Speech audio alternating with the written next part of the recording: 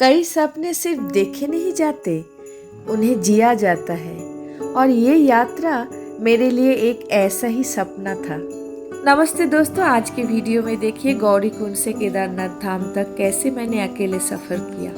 एक यात्रा अकेले, बुखार में तपते शरीर के साथ, लेकिन मन में अटल विश्वास।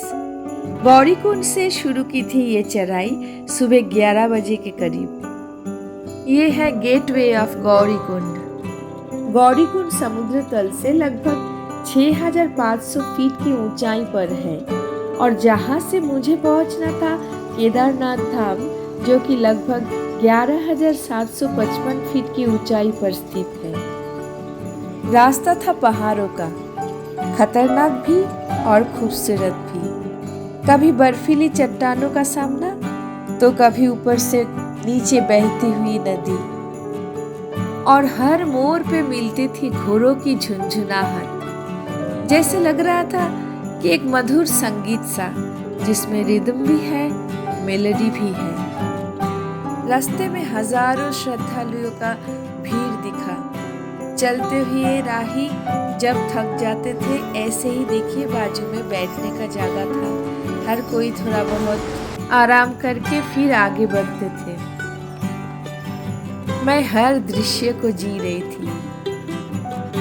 पहाड़ों की गहराइयों में जैसे हर पत्थर कुछ कह रहा था। इस रास्ते पर एक अजीब सी बात थी। एक तरफ पहाड़ों की गूंजती खामोशी थी, तो दूसरी तरफ हम यात्रियों की आवाजें, जैसे वो शांत पर्वत हमारे बोलने का इंतजार कर रहे हो। ऐसा लगा कि जैसे हर एक पत्थर, हर मोड़ कुछ कहना चाहता था। मैं तेजी से नहीं चल रही थी। मैंने अपने सफर को पूरा जीने का फैसला किया था। पहाड़ों के रंग बदलते गए, कभी बादलों में लिपटे हुए, कहीं नीले आसमान में खुले हुए। हर दृश्य जैसे मेरी आत्मा को छू रहा था। कभी पत्थरों की पगडंडी, कभी बहती बर्फ की धार। हर मोड़ पे चुपचाप खड़ा एक नया इम्तिहान हर बार। ऊंचाइयों ने डराया जरूर, पर मेरा हौसला भी कुछ कम ना था, क्योंकि मैं चल पड़ी थी शिव के द्वार पे, अकेली मगर विश्वास से भरी थी राह। केदारनाथ धाम जाने के लिए ऐसे ही बर्फ के बीच में से रास्ता बनाया गया था, और मैं जब यहाँ से गुजर रही थी तो मुझे लगा कि चलो कहीं पे एक सपना तो मेरा सब पूरा हुआ। ये अलग अलग रोमांचकर दृश्य था। ये यहाँ से गुजरना लगता है कि हाँ, सच में भगवान के द्वार पे पहुंच रही थी मैं। ये यात्रा सिर्फ कदमों की नहीं थी, ये दिल की भी थी। हर नज़ारा, हर आवाज एक संदेश बन गया। पहाड़ों का शांत संगीत और हम यात्रियों की हलचल, दोनों का एक परफेक्ट तालमेल था, जो कि मैं बहुत एंजॉय कर रही थी। जैसे जैसे मैं ऊपर चढ़ती गई, पेड़ छोटे होते चले गए, जंगल धीरे धीरे छंटते गए। अब समझ में आया कि इतनी ऊंचाई पर केवल कुछ ही वनस्पतियां जीवित रह पाती है, जहां हवा पतली होती है और ऑक्सीजन की मात्रा कम। ये वो समय था जहाँ पे दिन खत्म हो रही थी और रात शुरू हो रही थी। दोनों का मिलन मैंने देखा केदारनाथ धाम की यात्रा पर। रास्ता सुंदर था, लेकिन आसान नहीं। बीच में बर्फ से ढकी चट्टानें भी पार करनी पड़ी।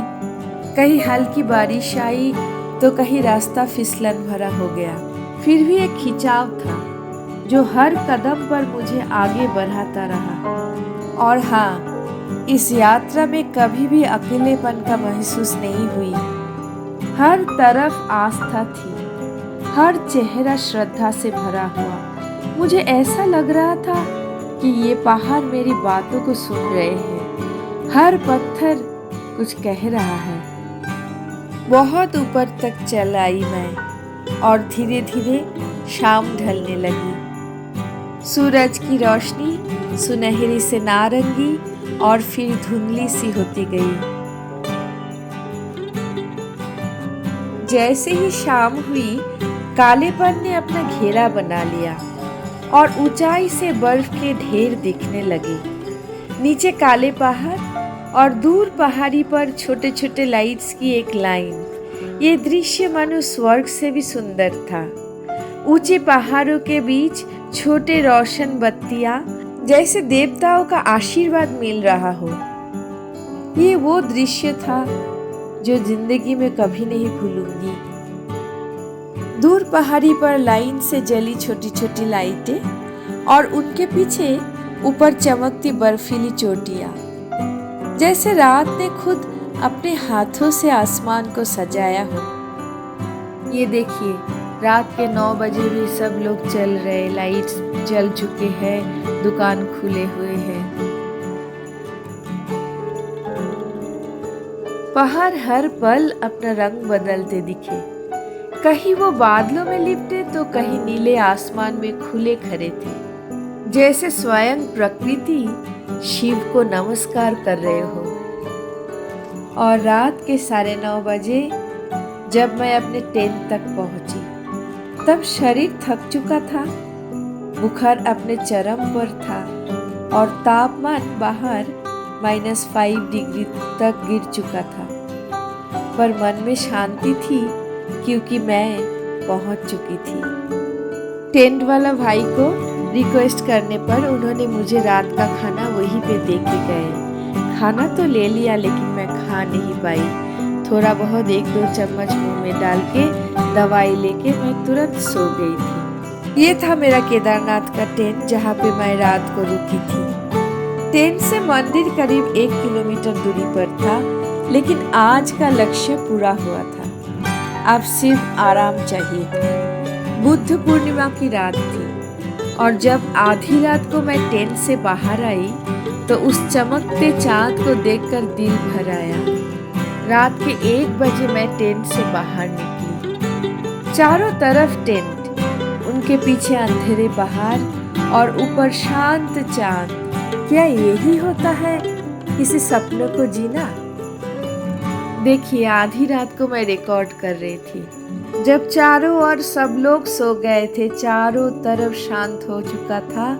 आधी रात को मेरी आँख खुली तो मैं निकली क्योंकि मुझे बुद्ध पूर्णिमा का चांद वहाँ से देखना था। तो ये दृश्य आप लोग भी देख लीजिए। आप लोगों के लिए मैं रिकॉर्ड करके लाई। जिंदगी का एक रात केदारनाथ धाम।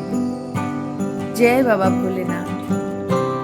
और इंतजार नहीं हो रही थी, लेकिन सुबह तक का इंतजार तो करना ही पड़ेगा। चारों तरफ सब सो गए, चारों तरफ खामोशी, ऊपर चांद और मैं रिकॉर्ड कर रही थी ये रात। मेरे इस सफर का साथी बनने के लिए आप लोगों को नमस्कार। कमेंट बॉक्स में जरूर लिखिएगा ओम नमः शिवाय। तो दोस्तों, इस वीडियो में आप लोगों ने देखा कैसे मैंने अकेले गौरीकुंड से केदारनाथ धाम तक का सफर तय किया। आप लोगों से रिक्वेस्ट, प्लीज मेरे चैनल को सब्सक्राइब कीजिए, लाइक शेयर कमेंट कीजिए। अगले वीडियो में केदारनाथ प्रांगण से केदारनाथ धाम का दर्शन करेंगे। Thanks for watching.